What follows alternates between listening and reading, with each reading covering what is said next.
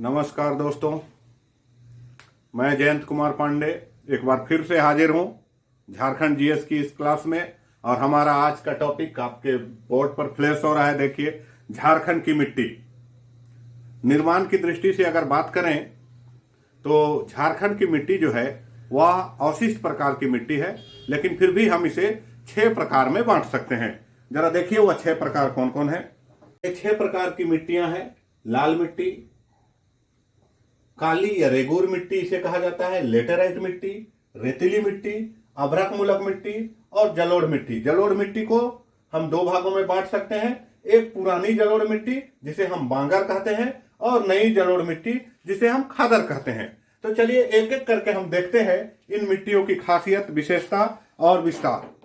तो सबसे पहले जो है हमारा वह है लाल मिट्टी। तो लाल मिट्टी की बात करें तो लाल मिट्टी का निर्माण नीस व ग्रेनाइट चट्टानों से हुआ है। इसका विस्तार झारखंड के लगभग 90% भूभाग पर अधिकतर स्थानों पर लाल मिट्टी ही पाई जाती है। इसमें अगर बात करें प्रचुरता, आयरन ऑक्साइड की प्रचुरता पाई जाती है। नाइट्रोजन, फास्फोरस और ह्यूमस की कमी होती है। इसमें मुख्य फसल जो इसमें उगाए जाते हैं वह चावल है, गेहूं है, आलू है, मूंगफली है और बाजरा है।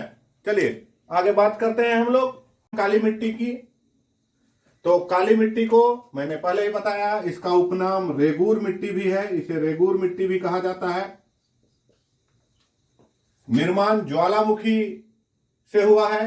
विस्तार इसका राजमहल क्षेत्र, दुमका, साहेबगंज, गोड्डा। प्रचुरता इसमें कैल्शियम, आयरन, कैल्शियम ऑक्साइड एवं एल्युमिनियम की। एकदम टू द पॉइंट दोस्तों, कहीं भी दिग्भ्रमित नहीं होना है, टू द पॉइंट बने रहिए। जो भी प्रश्न पूछे जाते हैं कवर किए जाएंगे। काली मिट्टी में जो कमी होती है नाइट्रोजन की, फास्फोरस की और ह्यूमस की कमी इसमें भी होती है। मैं भी कह रहा हूं, लाल मिट्टी में भी आपने देखा होगा इन तीनों की कमी थी। मुख्य फसल चावल, चना, मोटा अनाज जिसे ज्वार, बाजरा, मकई ये मोटे अनाज में आते हैं, तिलहन। इस मिट्टी को रेगूर मिट्टी, कपासी मिट्टी या स्वतः जुताई मिट्टी भी कहते हैं। आप देखते होंगे कि ये काली मिट्टी क्या होता है कि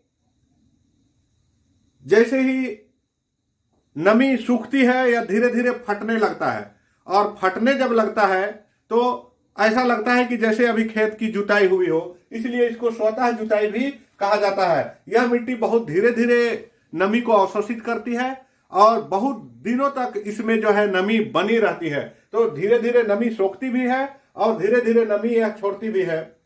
और इसके अलावा क्या होता है, जैसे ही इस मिट्टी में पानी पड़ता है, अत्यधिक पानी होने पर यह फूल जाता है, कीचड़ बन जाता है, फूल जाता है। तो यह भी आप याद रखिएगा कि कौन सी मिट्टी नमी पड़ने पर या पानी पड़ने पर फूल जाता है, तो वह मिट्टी है हमारा काली मिट्टी।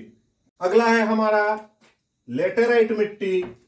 लेटेराइट मिट्टी का विस्तार जो है पहाड़ क्षेत्र में, ढालभूमि क्षेत्र में या संथाल क्षेत्र में। जनरली लेटेराइट मिट्टी जो है अत्यधिक वर्षा और अत्यधिक तापमान वाले क्षेत्र में पाया जाता है। यह कॉमन की बात कर रहा हूं मैं। अब ये मत कहिएगा कि सर झारखंड में ये पहाड़ क्षेत्र और ढालभूमि क्षेत्र में ना तो अधिक वर्षा होती है ना ही अधिक गर्मी पड़ती है।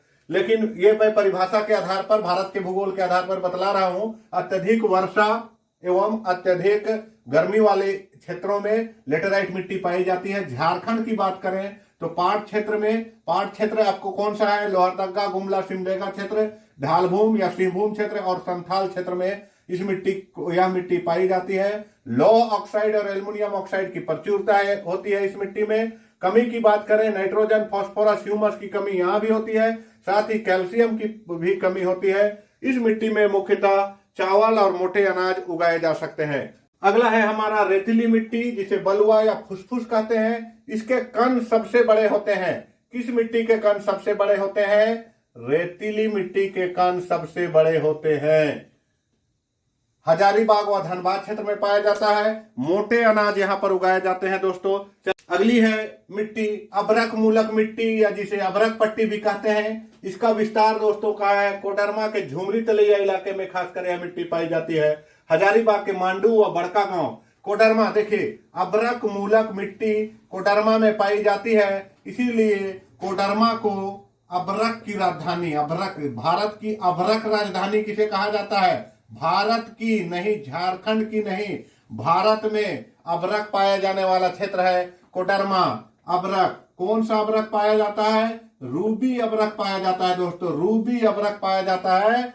हमारी जो अगली मिट्टी है वह है जलोढ़ मिट्टी। याद रखिएगा, सबसे उपजाऊ मिट्टी जो है वह जलोढ़ मिट्टी होती है। सबसे उपजाऊ मिट्टी अगर बात करें तो कौन सी मिट्टी है? जलोढ़ मिट्टी है दोस्तों। इसके निर्माण कैसे होता है? नदियों के द्वारा बहाकर लाई गई जो मिट्टी होती है, जिसे निक्षेप कहते हैं, नदियों के निक्षेप से जब नदी बहती है तो अपने साथ मिट्टी बहा कर लाती है और इस तरह से समतल में पहुंचती है तो ये मिट्टी चारों तरफ फैल जाता है, जिसको निक्षेप कहते हैं। तो नदियों के निक्षेप से इस मिट्टी का निर्माण होता है।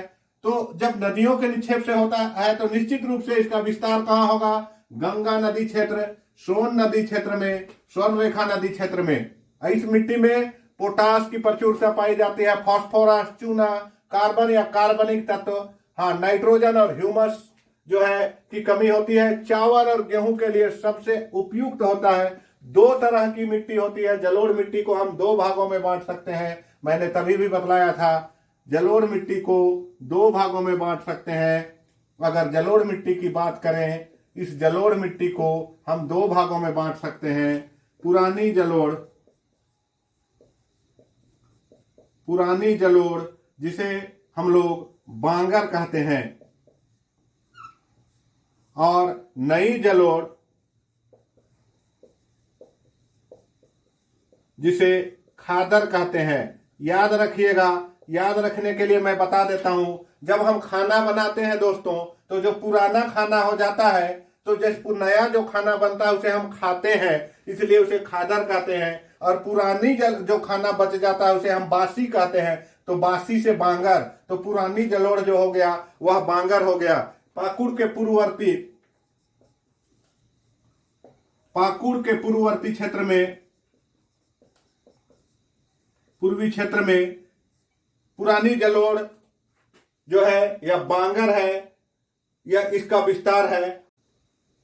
तो नई जलोढ़ मिट्टी की अगर हम बात करें तो राजमहल क्षेत्र में भी कहा, साहेबगंज व गोड्डा के उत्तर पश्चिमी क्षेत्र में नई जलोढ़ मिट्टी पाई जाती है। तो मित्रों, यह झारखंड की मिट्टी का एक परिचय मैंने कराया आप सबको। उम्मीद है आपको पसंद आया होगा। अगर यह वीडियो अच्छा लगा हो तो अपने दोस्तों के साथ शेयर करें, सब्सक्राइब करें, ताकि समय पर आपको वीडियो मिलता रहे और बने रहे मेरे साथ। मैं हूं आपके साथ हमेशा आपका दोस्त जयंत कुमार पांडे। धन्यवाद।